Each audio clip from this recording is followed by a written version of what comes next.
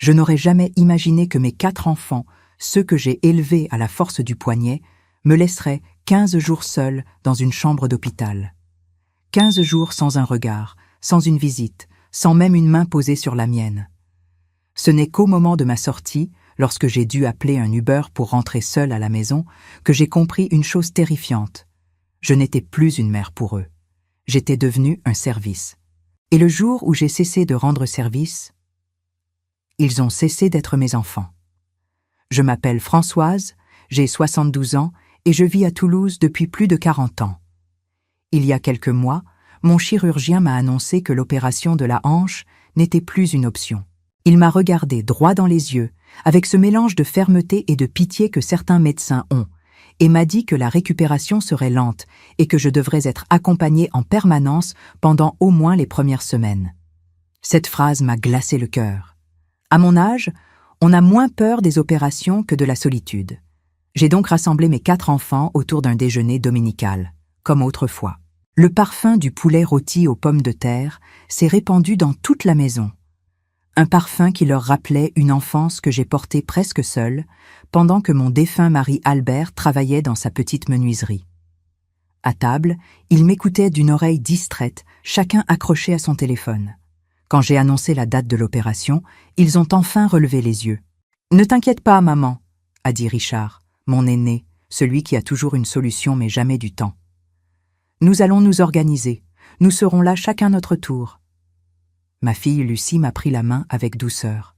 « Je viens les premiers jours, maman, les plus difficiles. » Marc a acquiescé comme si tout allait de soi.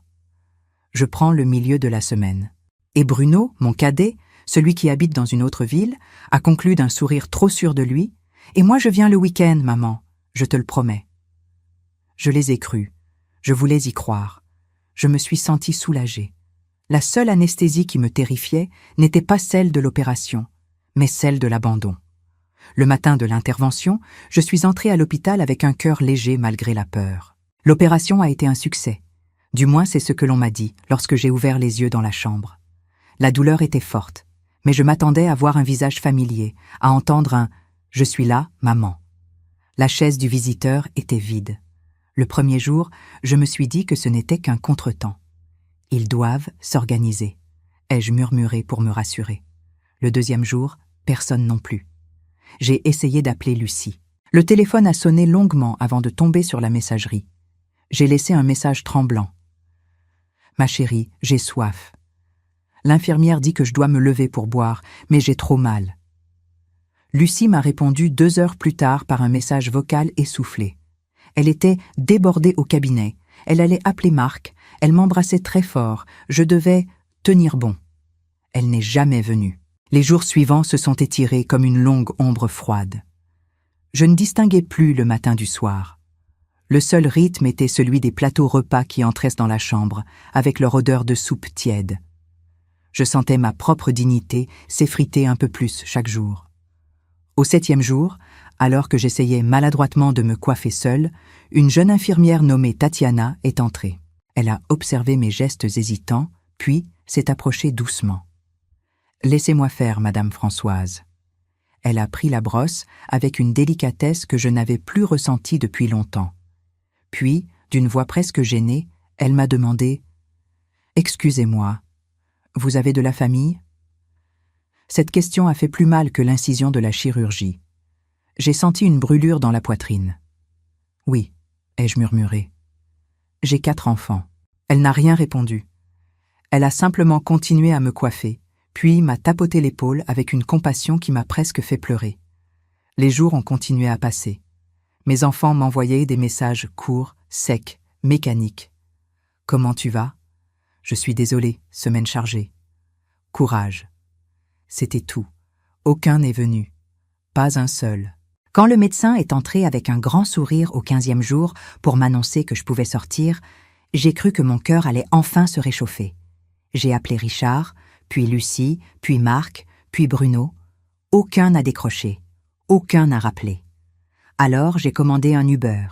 J'ai pris mon déambulateur, ma petite valise, et j'ai traversé l'hôpital seul. Le chauffeur, un jeune homme qui aurait pu être mon petit-fils, m'a aidé avec une gentillesse qui m'a presque bouleversée. Quand il m'a déposé devant chez moi, la maison sentait le renfermer. Le frigo était presque vide. Et c'est là, devant cette porte ouverte sur la solitude la plus crue, que quelque chose en moi s'est fissuré. Ce n'était pas la douleur de la hanche. C'était la certitude que mes enfants m'avaient laissé seul au moment où j'avais le plus besoin d'eux. C'est à partir de là que mon histoire a vraiment commencé. Mais avant de continuer, vérifiez si vous êtes déjà abonné à la chaîne et dites-nous en commentaire de quelle ville ou pays vous nous regardez. Nous aimons beaucoup savoir jusqu'où nos histoires voyagent. Quand la porte s'est refermée derrière moi, j'ai senti un silence si lourd qu'il semblait me pousser dans le dos. J'ai déposé mon déambulateur près de la table de la cuisine, je me suis laissé tomber sur une chaise et j'ai ouvert le réfrigérateur. Il ne contenait qu'une bouteille d'eau entamée, un reste de beurre et un citron flétri. Rien d'autre. Pas même un yaourt. Mes enfants savaient que je sortais de l'hôpital. Aucun n'avait pensé à remplir un minimum le frigo de leur mère opérée. J'ai laissé la porte se refermer doucement et je suis restée là, assise, à fixer le sol. La tristesse que j'avais portée pendant 15 jours s'est soudain transformée en quelque chose de nouveau, de plus solide, de plus brûlant. Ce n'était plus de la peine, c'était une colère froide, lucide, presque calme. Une colère que je ne m'étais jamais autorisée. Avec lenteur, je me suis levée, j'ai pris mon déambulateur et je suis allée jusqu'à ma chambre. Dans le tiroir de mon bureau, sous un foulard que je ne porte jamais, se trouvait mon vieux cahier à couverture noire. Je l'ai sorti avec précaution, comme on sort un secret trop longtemps gardé. Ce cahier, Albert me l'avait offert bien avant sa mort, en me disant que j'avais l'âme d'une comptable. J'y avais tout noté, année après année. Je me suis installée sur le lit et j'ai ouvert la première page. L'écriture tremblante du passé m'a regardée comme un miroir. Le carnet racontait ma vie mieux que n'importe qui. J'ai commencé par la page de Richard, mon aîné, mon pilier en apparence. J'y avais écrit un prêt pour travaux urgents dans son appartement. Il m'avait demandé une somme importante pour réparer un toit qui prenait soi-disant l'eau. Je me souvenais de ces mots. « Maman, je te rembourse le mois prochain, c'est promis. » Cela faisait plus de 6 mois. Je savais maintenant que les travaux n'avaient jamais existé. Il s'était offert une voiture. J'ai tourné la page, celle de Lucie. Mon unique fille, celle qui a toujours l'air si parfaite. 3 mois de loyer impayé pour le studio que j'avais laissé à son fils Lucas. 3 mois pendant lesquels elle m'avait répété que son cabinet traversait une période très calme. Pourtant, je l'avais vue sur une photo en bord de mer, un week-end dans un hôtel splendide. Je n'avais rien dit. Je n'avais jamais rien dit. La page suivante était celle de Marc. Pour lui, ce n'était pas de l'argent direct, c'était pire. Je payais sa mutuelle santé depuis plus de 10 ans. Une mutuelle chère, complète, que je portais comme un manteau trop lourd. Marc avait 45 ans et un emploi soi-disant stable. Mais pour payer sa propre protection, il n'avait jamais eu assez. Puis, j'ai ouvert la dernière page. Celle de Bruno. Mon cadet, mon éternel enfant. Chaque premier jour du mois, un virement partait automatiquement vers son compte. Une aide pour les études, comme il l'appelait. Il avait 35 ans. Les études étaient depuis longtemps une excuse. Je savais qu'il ne travaillait pas vraiment. Je savais, au fond, qu'il profitait de moi. Mais je n'avais jamais osé l'admettre. J'ai refermé le carnet. Mes mains tremblaient, non pas de faiblesse, mais de lucidité. Je n'étais pas une mère aidante. J'étais leur banque, leur filet de sécurité, la carte bancaire qu'ils consultaient quand leur propre choix retombait sur eux. Je suis retournée à la cuisine et j'ai pris mon téléphone. La Françoise qui composait le numéro n'était pas celle qui avait pleuré 15 jours dans un lit d'hôpital. C'était une femme qui avait repris ses esprits. J'ai appelé Lucie en premier. Elle a décroché avec sa voix douce habituelle. « Maman, comment tu te sens? Tu es rentrée? Je viens demain matin, c'est promis. » Je l'ai laissée parler jusqu'à ce qu'elle s'essouffle. Puis j'ai dit calmement. « Lucie, ton fils a 3 mois de retard de loyer. Je veux le paiement avant demain midi. » Un silence glacial a traversé la ligne. Puis elle a bafouillé. « Mais maman, ce n'est pas le moment. Tu viens de sortir de l'hôpital. » « Justement, » ai-je répondu. « Je crois que le moment est parfait. » Elle a essayé de protester, mais j'ai mis fin à la conversation. Ensuite, j'ai appelé Marc. Il a répondu d'une voix agacée. Je lui ai annoncé que je mettais fin à sa mutuelle immédiatement. Il a crié que c'était irresponsable, que c'était dangereux. J'ai répondu que ce qui était dangereux, c'était de laisser une vieille femme payer les dépenses d'un homme en pleine santé. J'ai raccroché sans attendre davantage. Puis j'ai ouvert l'application de ma banque. Avec 3 pressions du doigt, j'ai annulé le virement automatique de Bruno. Un geste simple, un geste que je n'avais jamais osé faire. Quand j'ai terminé, mon cœur battait fort. Mais ce n'était pas la peur, c'était la sensation étrange et puissante de reprendre enfin ma place. J'ai pris une grande inspiration, puis j'ai composé le numéro de Maître Dupont, le notaire d'Albert. Il m'a reconnu immédiatement. « Maître, c'est Françoise. J'ai besoin d'une consultation urgente. Il est temps de revoir les papiers, les studios et mon testament. » Il n'a pas posé de questions. Il a simplement répondu « Je viens demain matin. » Quand j'ai raccroché, j'ai posé le carnet noir devant moi. Pour la première fois depuis longtemps, je me suis sentie maîtresse de ma propre vie. Et cela, je le dois à 15 jours de silence et de douleur qui ont tout réveillé. Le lendemain matin, bien avant que le soleil ne réchauffe les toits de Toulouse, j'ai ouvert les volets de ma chambre. L'air frais est entré, chargé de cette odeur de pierre humide que j'ai toujours aimée. Je me sentais encore faible, mais mon esprit, lui, n'avait jamais été aussi clair. À 9 heures précises, on a frappé à ma porte. C'était Maître Dupont, mon notaire, avec son éternelle mallette en cuir et son air sérieux. Il m'a observé en entrant avec une pointe de douceur. « Vous avez l'air fatiguée, Françoise. » Je lui ai répondu en souriant. « Je suis fatiguée, maître, mais je suis aussi réveillée. Et cela fait toute la différence. » Nous nous sommes installés dans le salon, à la table où j'avais autrefois corrigé les devoirs de mes enfants. Je lui ai raconté tout, sans retenir une seule larme ni une seule colère. L'opération, la douleur, les 15 jours de solitude, les messages creux de mes enfants, le frigo vide, le retour en Uber. Il écoutait sans m'interrompre, le visage de plus en plus sombre. Quand j'ai terminé, il a posé ses lunettes sur la table. « Françoise, votre mari Albert a été un homme prudent. Vous vous souvenez de ce terrain qu'il avait acheté il y a très longtemps, quand il n'y avait que des entrepôts autour et que tout le monde se moquait de lui ?» J'ai hoché la tête. « Oui, les 3 studios sont construits sur ce terrain. Albert disait toujours que c'était son pari personnel. Je pensais que c'était juste un souvenir inutile. » Maître Dupont a ouvert sa mallette et en a sorti plusieurs documents épais. « Votre mari ne s'était pas trompé. Depuis la création de la nouvelle ligne de tramway et du centre commercial, le quartier a été reclassé en zone commerciale de haute densité. Vous êtes assise sur l'une des parcelles les plus convoitées du secteur. » Je l'ai regardé sans comprendre. « Convoité ? À quel point ?» Il a poussé un dossier vers moi. « Regardez, ce sont des offres préliminaires. 3 promoteurs vous ont déjà contacté par mon intermédiaire ces dernières semaines. Ils attendaient seulement que vous sortiez de l'hôpital pour commencer les négociations. » J'ai ouvert le dossier. Les mots et les montants semblaient irréels. Je n'ai pas tout compris immédiatement, mais une chose était claire. Les 3 petits studios que mes enfants appelaient « mes babioles vieillottes » valaient en réalité plusieurs millions d'euros. Je suis restée silencieuse longtemps. Maître Dupont a repris doucement. « Albert avait prévu quelque chose. Il m'a dit de ne vous montrer ces documents que si un jour vous étiez trahi ou laissé sans soutien. Il m'avait confié que vous étiez le pilier de votre famille et qu'un pilier finit parfois par s'effondrer si personne ne le soutient. » J'avais les yeux humides. Albert était un visionnaire et moi, j'étais aveugle. « Non, Françoise, vous étiez seulement mère. Et parfois, c'est la même chose que d'être aveugle. » Nous avons parlé ensuite de choses plus dures, de mon testament, de mes enfants, de leurs dettes, de leur ingratitude. Je lui ai montré mon carnet noir. Il l'a parcouru lentement, d'un geste méthodique.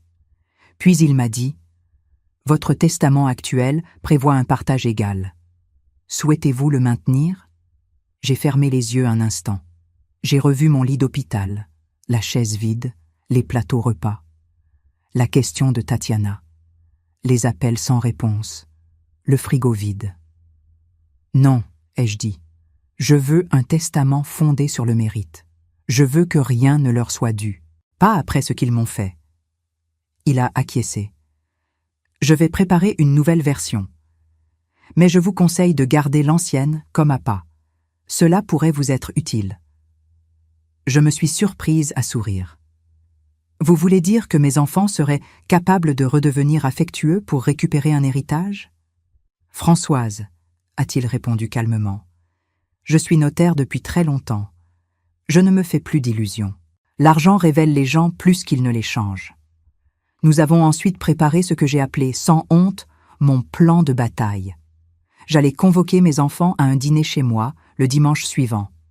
Un dîner officiel. Un dîner où les masques tomberaient. Pensez-vous qu'ils viendront?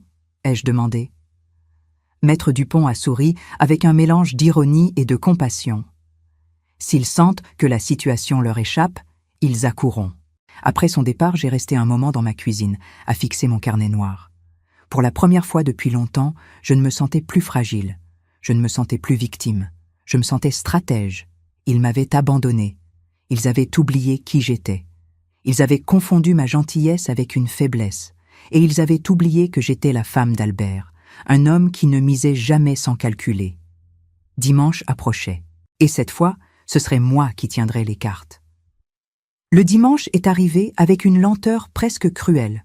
Toute la journée, j'ai avancé pas à pas, appuyé sur mon déambulateur, comme si chaque mouvement me rappelait pourquoi j'avais choisi de ne plus jamais être la mère docile qu'il croyait connaître.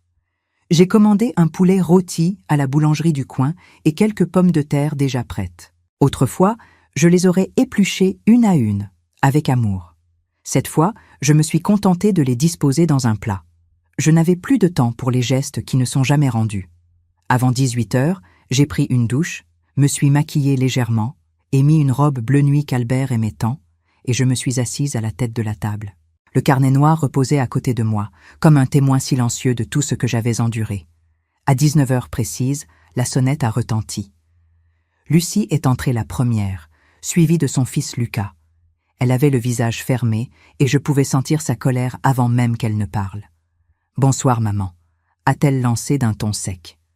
Lucas, lui, a murmuré un salut hésitant sans me regarder. Quelques minutes plus tard, Marc est arrivé. Il paraissait avoir vieilli de plusieurs années, en quelques jours. Son absence de mutuelle devait peser lourd sur ses nuits. Puis ce fut le tour de Richard et Bruno, arrivés ensemble.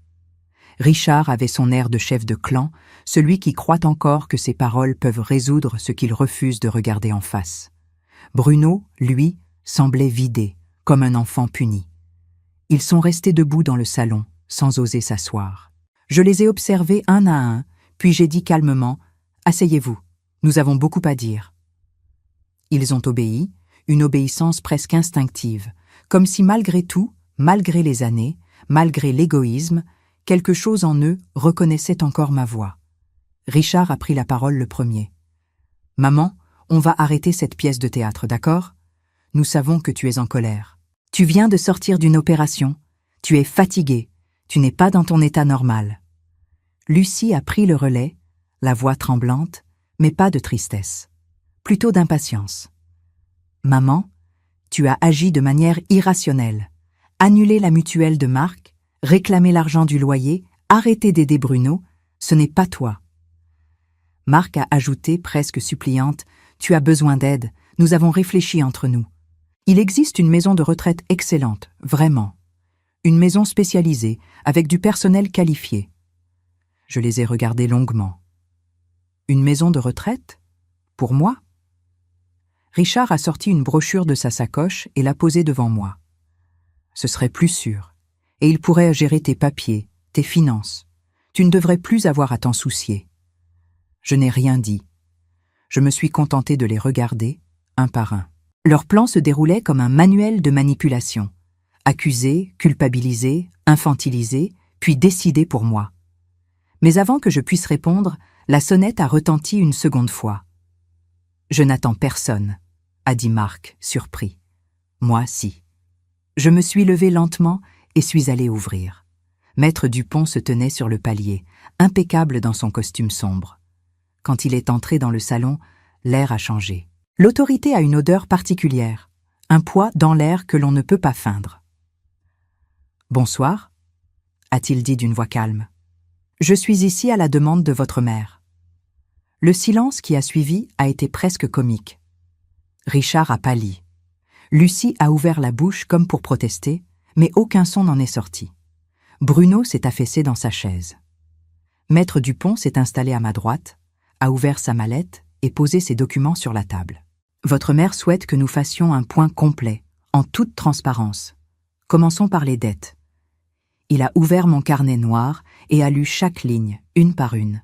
Le prêt jamais remboursé de Richard, les loyers impayés par Lucie, la mutuelle de Marc depuis plus de 10 années, les virements mensuels pour Bruno.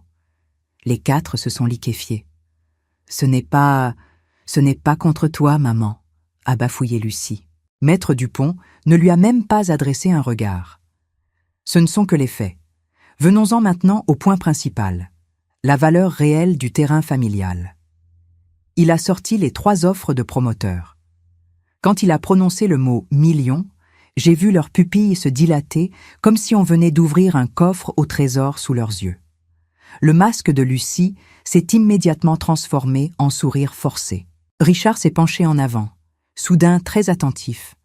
Marc a cessé de respirer. Bruno a passé une main dans ses cheveux, nerveux. « Alors, maman » a commencé Richard d'une voix soudain douce.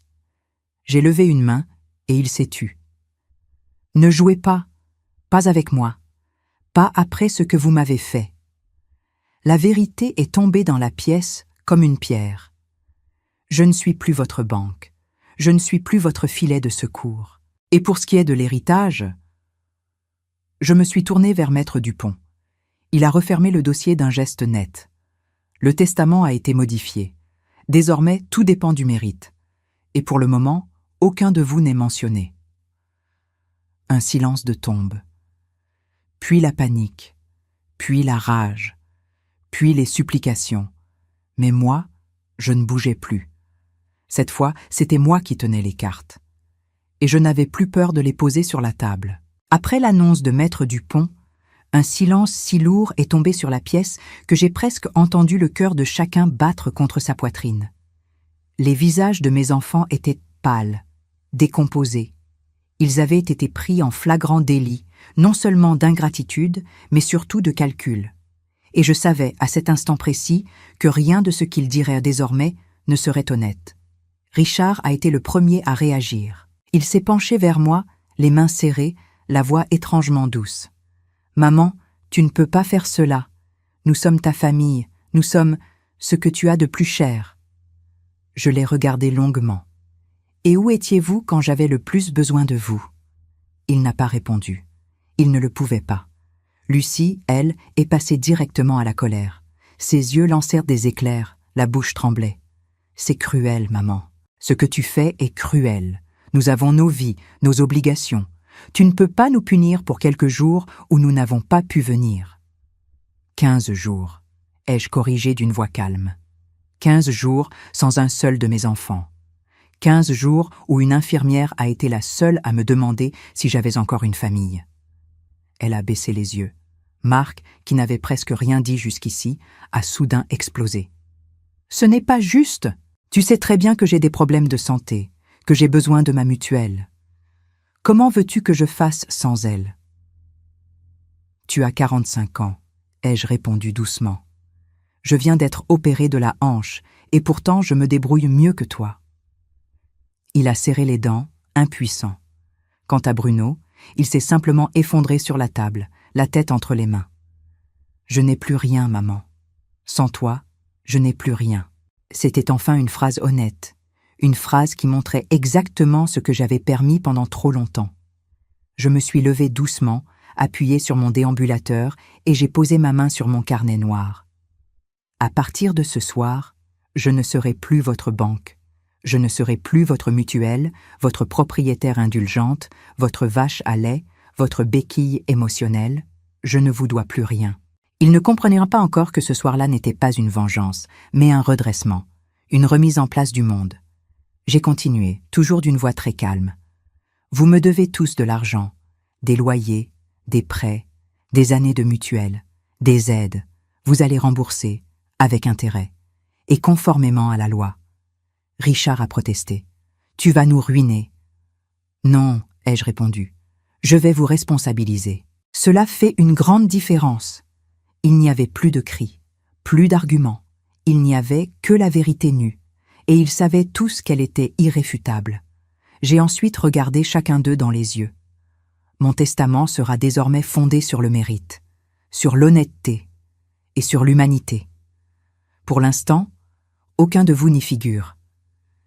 Ils ont blêmi encore davantage, puis, d'un geste simple, j'ai pointé la porte. Le dîner est terminé. Sortez de chez moi. Ils ont hésité, comme si un dernier fil les retenait. Mais ce fil était déjà coupé. Lucie est sortie la première, les joues encore humides. Marc lui a emboîté le pas, l'air perdu.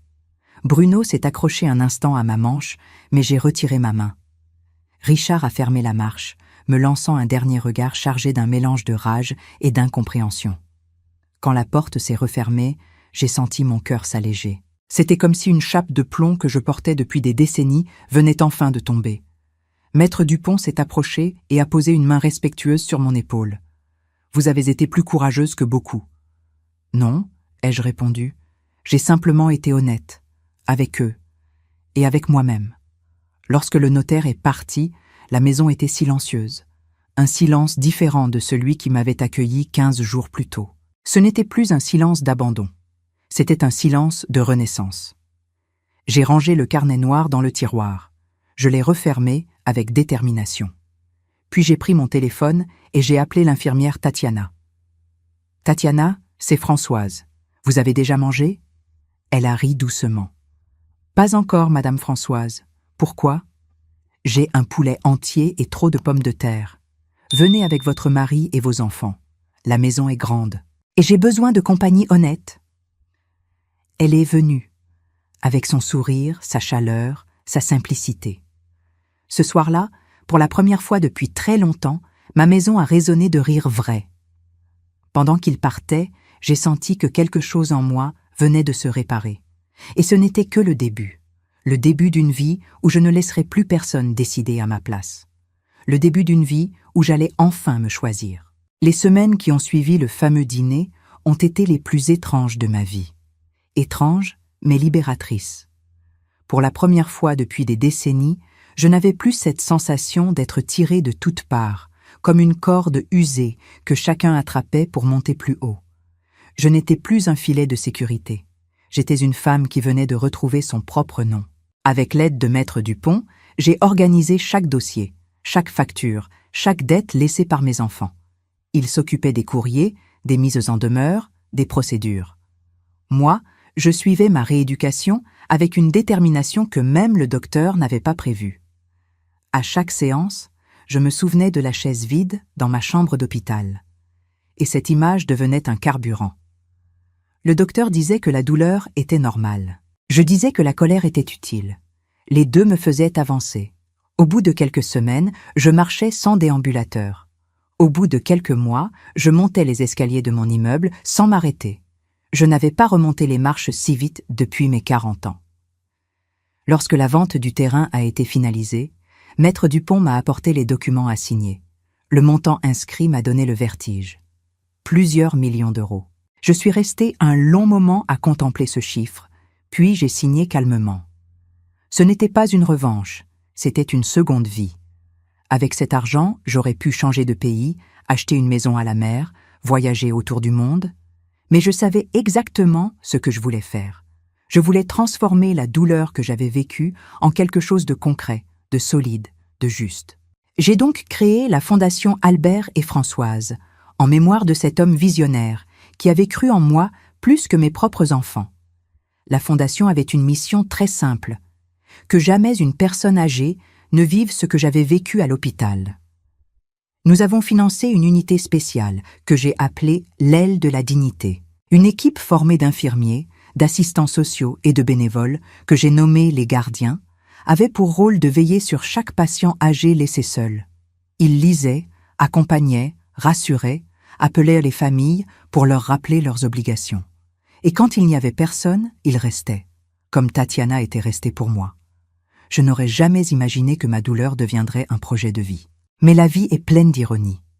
Elle vous brise pour vous montrer où vous devez reconstruire. Pendant ce temps, mes enfants traversaient leur propre tempête. Richard a été forcé de me rembourser sous peine de poursuite. Lucie a dû payer tous les loyers en retard de son fils. Marc, privé de ma mutuelle, a découvert le prix réel d'être adulte. Quant à Bruno, il est revenu me voir après plusieurs semaines, les yeux cernés, le visage creusé. Le concierge m'avait prévenu qu'il voulait monter. Je lui ai fait remettre un message clair, qu'il laisse une lettre. Il l'a fait. Une lettre écrite à la main, maladroite, mais sincère. Il ne me demandait pas d'argent. Il me demandait de l'aide pour changer. J'ai senti une petite fissure dans ma résolution. J'ai appelé Maître Dupont. « Je veux l'aider, mais pas de la manière dont il attend. »« Très bien, » m'a-t-il répondu. « Alors nous allons lui offrir une chance, pas un cadeau. » Bruno est parti dans un centre de réhabilitation dans le Tarn, suivi d'un programme de travail dans une ferme. Une vie simple, dure, mais honnête. Quelques mois plus tard, j'ai reçu une nouvelle lettre. Il me remerciait. Mais cette fois, il me remerciait pour lui, pas pour mon argent. C'était la première fois qu'il me parlait en homme. Mes 3 autres enfants ont essayé de contester le testament. Ils n'ont pas réussi. La loi était de mon côté, la justice aussi, et surtout les faits. Je n'ai plus attendu qu'ils changent. Je me suis changé, moi. Et parfois, cela suffit à réécrire toute une histoire. Le jour de l'inauguration de l'aile de la dignité, j'ai marché dans les couloirs de l'hôpital sans canne, entouré du personnel qui avait été témoin de mes premiers jours de renaissance. Tatiana m'a serré les mains avec émotion. Le ruban a été coupé, les applaudissements ont résonné, et j'ai senti une chaleur monter en moi que je n'avais pas ressentie depuis très longtemps. La fierté. Pas celle que l'on reçoit des autres, celle que l'on se donne à soi-même. Je ne suis plus la Françoise abandonnée dans une chambre froide. Je suis la Françoise qui se lève, qui marche et qui construit. Et si un jour mes enfants comprennent que l'amour n'est pas une dette, mais un choix, alors peut-être qu'ils frapperont à ma porte différemment. Mais je n'attends plus. Ma vie, désormais, m'appartient. Si cette histoire a touché votre cœur, répondez ici dans les commentaires. À ma place, qu'auriez-vous fait? N'oubliez pas de regarder la prochaine vidéo qui apparaît sur votre écran. Elle apporte un rebondissement surprenant et émouvant qui vous captivera du début à la fin.